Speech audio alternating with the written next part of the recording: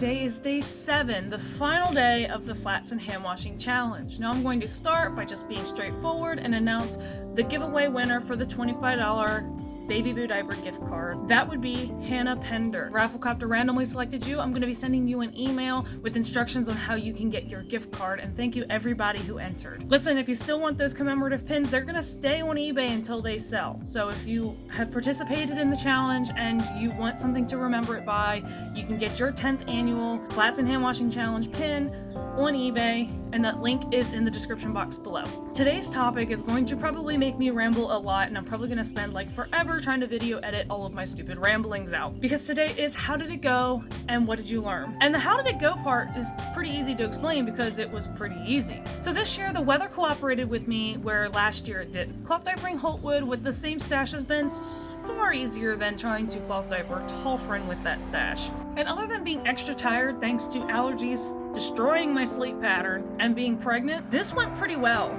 So then to the what did I learn part kind of ties into that too. One real eye-opener to me is how much more of a success I feel this year than I did last year, even though I was succeeded both times, so to speak. That's probably not a good way of me wording what I'm trying to convey. Let me rephrase. If I had to do this on a regular basis, I feel very confident that I could, without feeling like I'm dragging my feet so hard. So the first year that I did this challenge was about 4 months after I finally had access to a working washer. I had begun cloth diapering by hand washing, so I was absolutely thrilled when I got my machine. It was a hassle to figure out how to get my machine to properly launder the diapers, but then once I did, I grew pretty dependent on that machine. And I didn't realize how much I relied on that machine until I was doing the hand washing challenge the first year. I realized, wow, like having that machine really makes me drag my feet. And I'm gonna tie this to this year, I promise, I'm getting there. So that first year, thanks Facebook. So that first year I did this challenge, one of the huge takeaways for me was realizing how dependent I had gotten on my machine, and then how much having that machine really changed my perspective on hand washing.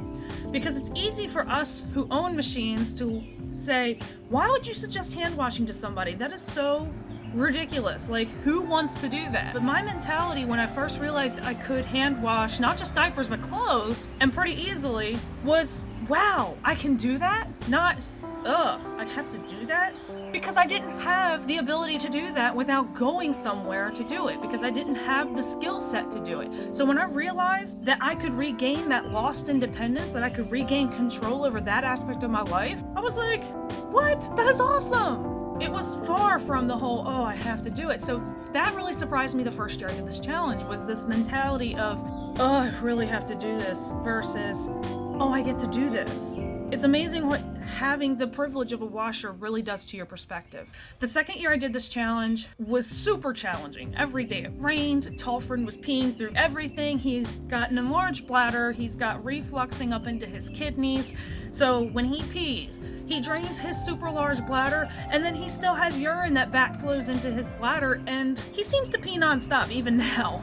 So what was really eye-opening to me was how important a successful stash made to the success of making this a lifestyle change. You need a stash that works, because if it frustrates you too much, you're not going to stick to it. And that was kind of my huge takeaway from the second year challenge. This year, one of the big things that struck me kind of ties into what I learned last year, and that is the importance of having a stash that works.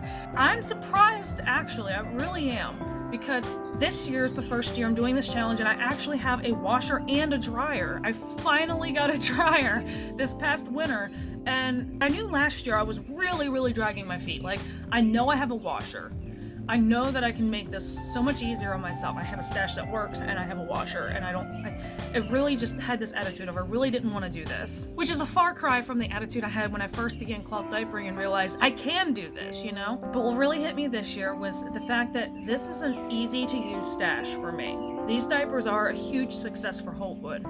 And I would say, other than the fact that I would want to add probably another 4 covers, just to make it so I don't have to hand wash the covers each time they get soiled, this is easy. I am feeling very confident that I could get by with just the 18 flats and 8 covers would be a very comfortable stash for Holtwood. You know, I mean, one of the obvious lessons I pulled from that is, you know, the same stash doesn't work very well with one child, but it can with another. You know, it didn't work well at all for Tolfrin, but it is so much more than sufficient for Holtwood. In fact, I've realized through this challenge, he averages about 9 diapers a day, which is perfect because that meant that he would go through a 24-hour period of time, use half the diapers I had, I'd hand wash them, they'd line dry, and they were dry and ready to use by the time he was about halfway through what was left. This was actually something I had similarly done with my newborn stash when Tallfern was a baby. I would hand wash all of his newborn diapers. He had 18 newborn diapers, and when he got about halfway through, I would hand wash them and line dry them, and they were ready to use before he ran out, and I found that he never really ran out. So what's really weird to me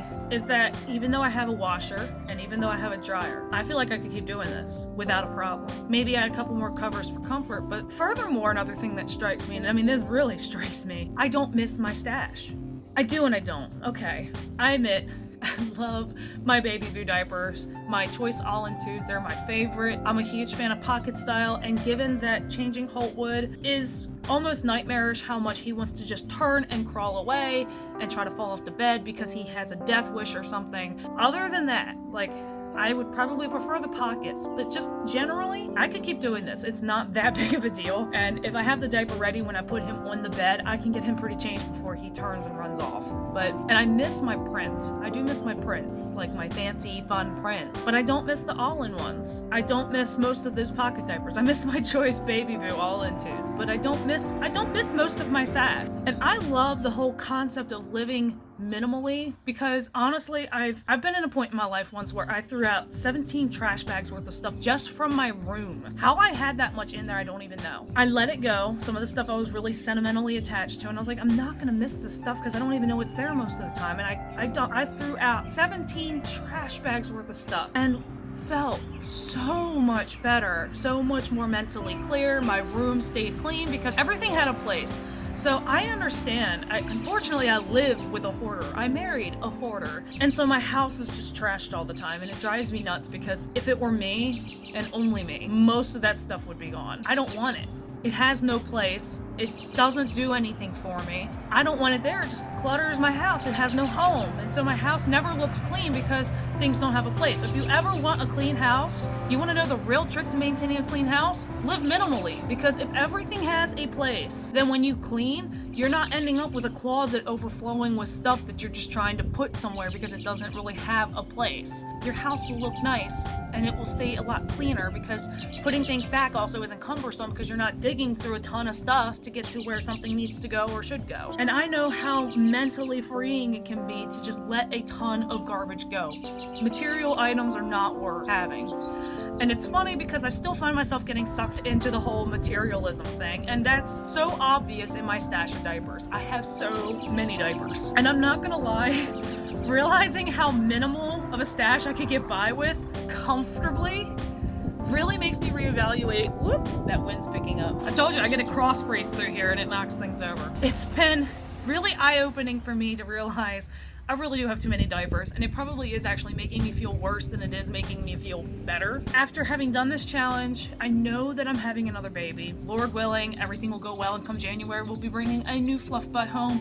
And because of the age proximity of these two, that means yes, I'll have 2 in cloth again. But even with 2 in cloth, my stash is mad overkill. So, I mean, there's a lot that I'm doing the sentimental thing with diapers too. I have like a lot of rainbow diapers, you know, Holtwood's my rainbow baby, and I just really struggle to part with some of them because like some of them too are from when Tallfern was a baby, or even when Autumn was first cloth diapered. I'm like, I don't want to get rid of them because they're so cute. When you die, you don't take any of it with you anyways.